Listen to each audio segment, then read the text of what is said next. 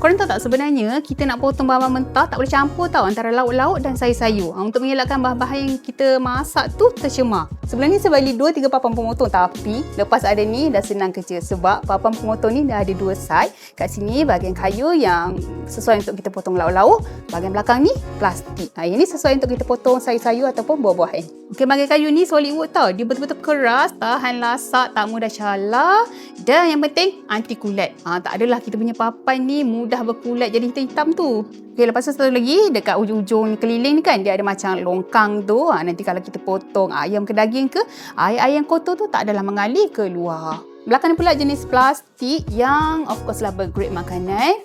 Sesuai sangat kita nak potong buah-buah, sayur-sayur semua kan. Ya, kat bahagian hujung ni saya suka. Dia macam ada tajam-tajam tu kan. Yang ni kita letak jamur putih kat situ. Tenyah-tenyah kat situ. Senang. Tak payah nak potong-potong lagi dah kita punya bawang tu.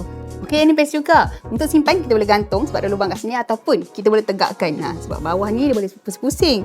So kita boleh letak je macam tu. InsyaAllah tak jatuh. So lepas ni korang tak payah nak beli 2-3 papan lagi untuk asingkan kita punya bahan-bahan mentah. So beli je papan ni boleh guna 2 side, depan dan belakang. So make sure tekan link kat bawah cepat-cepat sebelum papan ni habis.